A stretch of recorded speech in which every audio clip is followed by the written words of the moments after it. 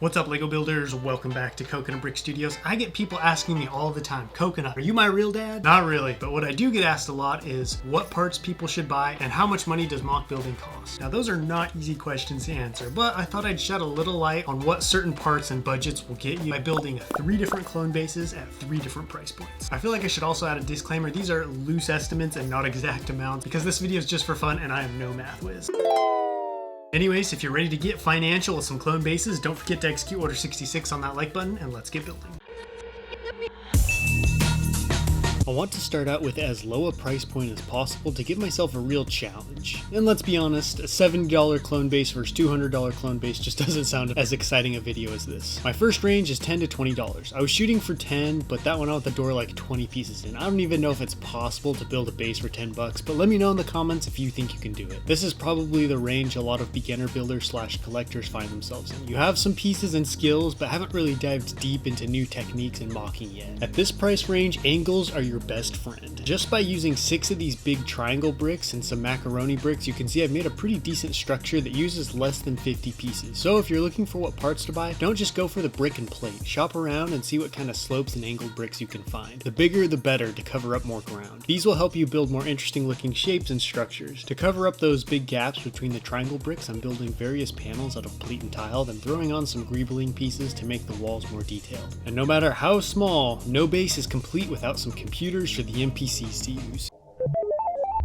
I don't want the roof to look too flat, so I put some slopes on top plus a turret for defense. Normally I'd spruce up the roof with more slopes, tile, or at least some satellites, but we've got a price range to hit, so I want to cut out as many unnecessary pieces as possible. That means just throwing down some plate and red cheese slopes on top and calling it good. Now the panels can go in finishing up the base, and another plus of going the panel route is you can turn them into extra entry and exit points to the base. On the tranquil planet of Seleucami, a droid patrol has just ruined their quiet afternoon by stumbling on a small Republic communications base which they mistook for a porta potty. One look at the charging legendary Captain Rex told them this was about to be their last afternoon patrol. Not gonna lie, I was planning on this being kind of a joke base. I thought nothing decent would come from a base that costs as much as a battle pack, but this is surprisingly big and really cool. But I still think you're better suited to dropping a little more money into the parts budget in order to build bigger bases, as this thing, even with Captain Rex's plot armor, can't defend against much more than a surprise party. This next mock is in the $40 to $60 price range, and is where I would imagine most casual builders find themselves. We're going to see some cooler techniques on display and have more parts to play around with. One thing I do want to quickly mention is that when estimating these prices, I'm only taking into account the actual base, not the minifigs, vehicles, or terrain, since none of those things are in fact a base. I want to get real creative with this one and build a clone base on stilts because, you know, clowns wear stilts, and the entire Clone Wars was just Palpatine clowning with the Jedi and Separatists. I built 4 big pylons that will hold everything up, and on top of each pylon goes a round tile with a single stud, which should make connecting the actual base to 4 of these much easier since I'm working with less stud tension. Now I can start the actual base. I'm once again utilizing shapes, which is kind of an underlying theme with this whole challenge. I see a lot of boxy rectangular bases, and hey, don't get me wrong, there's nothing wrong with that. I've definitely built my fair share, but I'm trying to broaden my base building horizons and think outside the box, pun intended, which is kind of hard given I'm working with literal squares and rectangles. But I've got an ovalish base now, and I bent some rigid hoses around the corners to act as a frame that I can build off of. Using a bunch of skis and clips, I made some movable slats of armor that if damaged can be removed, and because they're clipped on, I can position them at an angle, protecting the clones up close from small arms fire. In between the hoses, I'm adding armor plating to protect the inhabitants. Building this so high off the ground means I don't have to use a ton of my budget on building high walls or a roof, since I'm using the power of the high ground to raise this above its enemies. The center of the base will have an opening for an elevator, so I'm marking the entrance with yellow tile so no one forgets and accidentally takes one step too many. I had this cool idea for a platform lift that can raise small vehicles and troops up into the base, so I'm going to employ some Technic pieces to give me a fun little play feature. Underneath, I added some slopes to make the platform look beefier and more complete. That wraps up the platform. Now I just need to build the lift. I finally get to use one of these graded plates that are always hanging around, and I connected some rigid hoses to it. These are going to be the rails or supports that the lift raises and lowers on. I could have gone the lazy route and just said it's a hover lift and not built any of that, but where's the fun in that? Plus this looks more mechanical and complex. Now I can put the base on its foundation and see if everything works. Sure enough, when I pull on the hoses, up comes the lift, and this base is almost ready to spread democracy. I added a little power and shield generator at the back with a hose running power power and protection up to the base, since those pylons will make for an easy target and need some protection.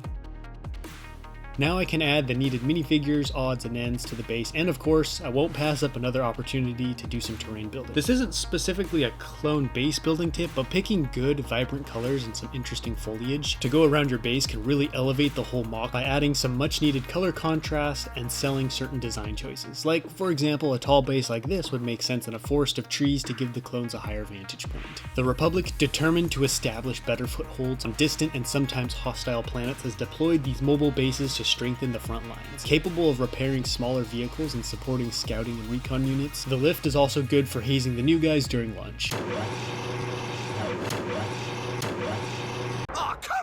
These elevated bases provide protection from unfriendly local flora and fauna on the ground and give the clones a much better view of their surroundings. I love this base. It's very unique and interesting, but is immediately recognizable as a Republic base. Plus, if more supplies are needed, they can be dropped off nearby for easy access while the clones can stay safe up off the ground. Finally, we've arrived at the big leagues, the $200 plus range. Basically, super big bases. I'm building the classic, sprawling megastructure full of garages, command stations, and of course, lots of clones. So it makes sense that this type of clone base is the one we're the most familiar with, since when it comes to clone stuff, the bigger the better. I'm remixing a base I built a month ago since it was a fairly simple but unique structure that can be easily modified for different designs and functions. I built 6 sloped pillars to act as a frame, and in between those are going large panels of plate and tile. I'm really enjoying this way of building walls, not only because it looks cool, but because 90% of my gray brick is a little tied up at the moment. The pillars are acting as a foundation to hold up the panels, so I want them to all be connected to make sure this thing can stand on its own and not fall apart under the slightest bump. In between those go bracket bricks, which I'll attach the panels to. Building like this takes me back to my construction days. Building a frame, then attaching panels, constructing roofs, fighting off waves of battle droids for the Republic. Oh wait, that's a different job. I kept the inner walls mostly smooth, but I did put more studs on the exterior in case I want to add some greebling later. But I did make one of the interior ones pretty textured so I could add some screens on the wall later in the briefing area. This is the first of its kind, an almost fully paneled base wall, and I'm very pleased. The panels cover a large area of ground, so I don't need as many parts, and it's easy to dismantle and move, making this a very mobile base structure. I'm running short pillars of brick across the back, but I'm not going super high since this is going to be an open layout good for more humid temperate climates. On one side, I'm building a simple garage with parking spots for vehicles and marking out different sections with yellow tile. On the other side, I laid out walkways and other areas so no one strays into the wrong place and gets pancaked. When it comes to tiling, the stud to tile ratio is very important, but since I know it'll mostly be vehicles occupying this space, I'm going to go for a mostly smooth look. On the other side, I'm laying down the plate much more liberally since this is where the bulk of the minifigs are going to be, and I hate not having enough studs for figs. Since we often see briefing scenes with holotables, Jedi, and clones with bad haircuts, I had to add a setup of my own. On the other side is a simple armory, and you're probably getting excited thinking this means I'm about to be done, but surprise, I still need to add the giant roof. I took strips of large ball joints and strung them into curved frames that'll create a sweet rounded roof like an airplane hangar. I really struggle with roofs. They often end up as flat slabs, or I just leave them off entirely, but this new technique allows me to build much more interesting tops only using 5 different pieces. And 3 of those pieces, the big tiles and ball joints, I have laying around in the hundreds, so this allowed me to reuse parts I wasn't sure I'd ever get to reuse again in large quantities. Once the frames are in place, I stuck 6x6 tiles until the whole thing was covered. I used some modified 1x2 plates, which when placed under the tiles cover up the gaps between them. I didn't run the roof all the way to the edge of the base, so now I have some room for defenses. I see this as being a deep behind friendly lines, peacekeeping or support base, so it doesn't see much action, but you can never be too careful. As I mentioned, this is a warm weather base, so I added some big fans at the back to make sure there's plenty of ventilation and cool air blowing in. It's been a week of rest and relaxation for Plo Koon and the 104th Wolfpack, stationed at a repair base on the friendly planet of Seleucamine. But it's time to put away the tanning beds and get those helmets shine, because orders just came in that Plo and his bros are being restationed to Boss Pity to help Jedi Master Kit Fisto and his forces push back some very aggressive separatist assault and secure the planet. Although things are off to a rough start as some people weren't paying attention to the battle plan and the flame tank is a little too excited to get into action. This base is the perfect blueprint for me moving forward, and that roof alone makes me so happy. As a large-scale mock builder, I often have to buy strange parts in large quantities, and it can be hard to find other uses for them after. But this roof design has brought new life to some of those parts, and being able to build large walls out of panels like this has opened the door to even larger bases in the future. I also like the adaptability of this base. You can quickly swap out the interior to be a medical base, barracks, or even a gym for getting those gains. I can't tell you the last time I had this much fun making a video. I've struggled this year trying to find a good direction for my channel as YouTube and its algorithm change and adapt. But I think I've found it with clone bases. It's a simple template that still allows for lots of variation and new challenges. Not only was this video fun to make, but it was good practice, as I'll be reusing one of the designs on a much larger scale in my next large mock series, which should be coming next month. That wraps up this video. Don't forget to let me know which of these bases was your favorite down below in the comments, and I will catch you next time, but until then, happy building.